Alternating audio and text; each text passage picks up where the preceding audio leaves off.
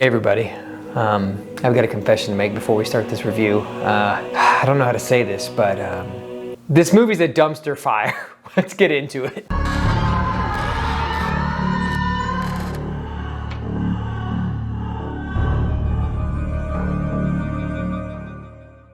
Hey everybody, welcome back to the Nightmare Collective. I'm Chris. Thanks for stopping by and watching my review for The Pope's Exorcist. Alright, The Pope's Exorcist stars Russell Crowe and a bunch of other random people that don't matter, so we just won't acknowledge them because it's only about Russell Crowe in this movie. If he wasn't in this movie, I don't even know if we'd be talking about this film right now. But it follows this family who has recently lost the dad/father of the family, and they have inherited this abbey in Spain. And so we follow Father Gabriele Amorth, played by Russell Crowe, and he is the Vatican's lead exorcist, you know, right under the Pope. He had over 100,000 exorcisms in his lifetime. That is crazy. He's actually a super interesting guy, so I highly recommend if you're interested in that type of thing, you research him because he's super cool. He was very funny, and that I think is played up in the film correctly.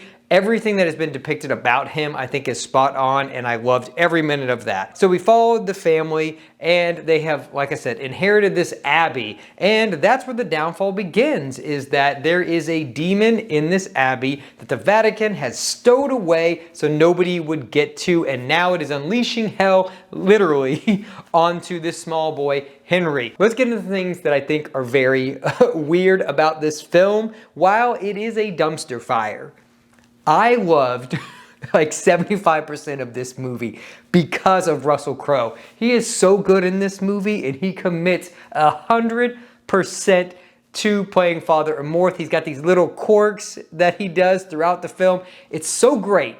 This is where I have the problem. Tonally, it is like two movies, different movies, waging war on each other. Oh my God. It's like, oh man, it's like an analog to Heaven and Hell. Oh my God, I just got it. That's why they did it. They wanted, no, the tone is all over the place in this movie. They do the thing that I hate the most in movies where they're like listening to headphones and the music's really loud and then they take it off and it kind of goes down. I cannot stand that. I hate that so much. Just play a score. So tonally the music doesn't fit because it only happens a couple times when the kids are listening to music, and then it's like a regular score the rest of it. It just throws off the tone a lot, and I don't know why they incorporated it. Having that once would be fine, but it's like every time they show the kids, they're listening to tape decks. We get the time period. We get it. But that was just a nitpick, and I really don't like that. And then we literally have a scene where the Pope and Father Amorth are in a church, and it is basically, I compare it to, Father Amorth is basically the Ethan Hunt of the Catholic Church, and there's literally, I shit you not, a briefing between Father Amorth and the Pope. It's incredible. You know, they're going over this things like, I'm going to send you to Spain, you know, and I'll do research here. You know, we don't know what this is facing, and God's this, and the devil, and it's incredible. It's not intentionally incredible, but it is incredible. So there's so many like schlocky things in this movie that I am here for. So, you know, it reminds me of the movie we got last year, Pray for the Devil, but in a very different way. Whereas like that was played so serious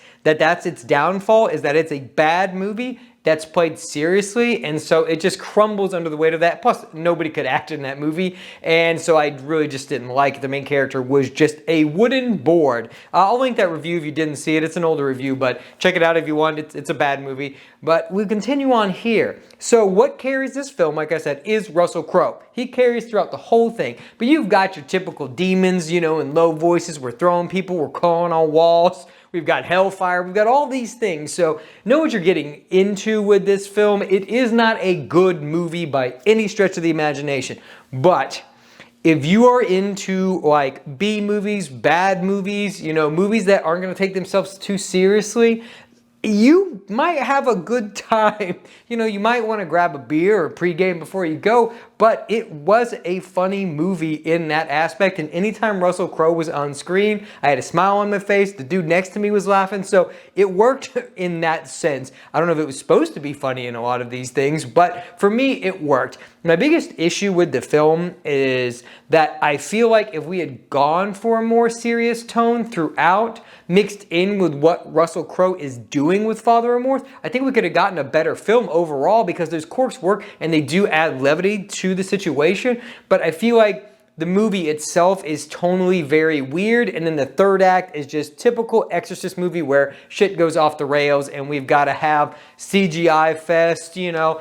There was boobs in this movie, which is weird. I didn't even know that this movie was rated R, but it has boobs in it. It's been so long because they don't do that anymore. That's a thing we stopped doing, which, I mean, that's neither here nor there. You either like that or you don't, but it was just weird. It was like, oh, this is a horror movie. It's a schlocky horror movie. So I think they know what they were going for. I just wish the tone had been more consistent one way or the other. Either go full schlock and make that movie, or make a very serious movie with those tones throughout it that are, you know, moments of levity. But overall, I really liked this movie for what it's not supposed to be. But again, you know, out of this and Renfield, I think Renfield is a decent movie. But I'll say I had a better time watching this movie than I did Renfield, which definitely surprises me because going into both of these films that I saw on the same day, I did not expect to come out of The Pope's Exorcist being like, you know what?